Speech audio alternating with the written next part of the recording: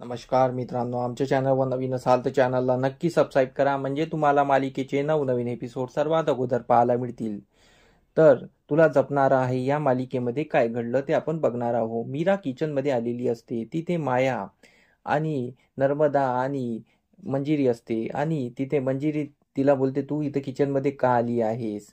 तर मीरा बोलते, मी तुम्हाला मदत करायला आली आहे. तर मंजिरी बोलते, खूप झाली मदत, आता मदत करायची काही गरज नाही. तुला जे कामं असेल ते कर. तर इकडे नर्मदा तिला टाउन मारत असते आणि तिच्या हाताने मोहरी पडते आणि मोहरी पडल्यानंतर नर्मदा म्हणते आणि माया बोलते की ही मोहरी झाडूने वेचायची नाही, पाय सुद्धा पडलेला नाही पाहिजे, एक एक हाताने वेच.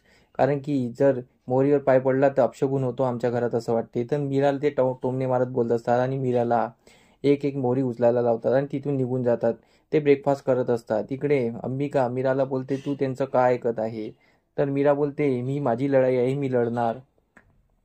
तर मीरा तो मोहरीचा डब्बा घेते आणि सामोर जाते आणि इकडे माया ब्रेकफास्ट करत असते. ती मायाला आवाज देते आणि बोलते की हा मोहरीचा डब्बा उघडत नाही, उघडून दे.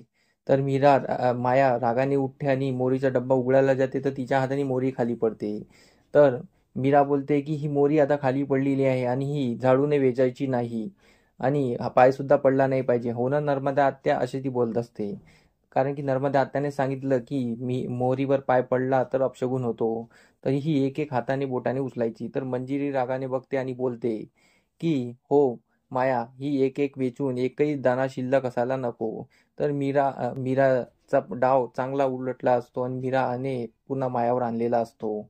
आणि मीरा बोलते, ही मोहरी उचल, तोपर्यंत मी ब्रेकफास्ट करून घेते. आणि मीरा मस्त ताटाने तिथे येऊन बसते आणि ब्रेकफास्ट करत असते आणि तिच्याकडे बघत असते.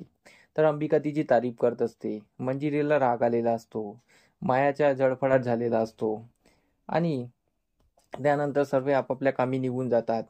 इकडे मीराने ठरवलेलं असतं की आता अंबिकासोबत मिळून आपण ह्या माया आणि नर्मदाला धडा शिकवावा. म्हणून नर्मदा आणि मायाला धडा शिकवण्यासाठी मीरा त्यांना बोलते की आता तुम्हाला मी चांगलं शिकवणार धडा, कारण की तुम्ही माझा आता असली रूप बघितलेला नाही आहे, तो आता बघणार आहे.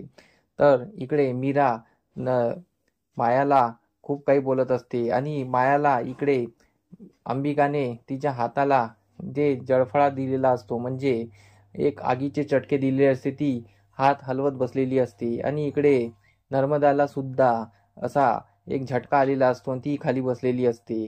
तर तिचा मुलगा तिला बघत असतो आणि इकडे माया हाताला धरून बसलेली असते. तर मीरा त्यांना खूप सुनवते आणि वर निघून जाते.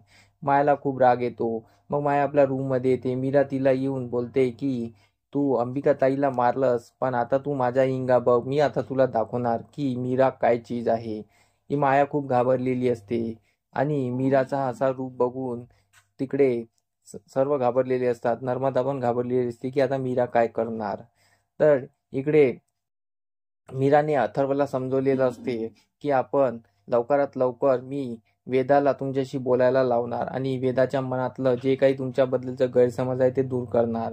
तर इकडे अथर्वला पण धीर लागलेला असतो आणि तो पण मीरावर थोडाफार विश्वास करायला लागतो. तर असा काहीसा एपिसोड आपल्याला पाहायला मिळणार आहे. तर आमचा एपिसोड कसा वाटला मला कमेंट करून नक्की सांगा. धन्यवाद.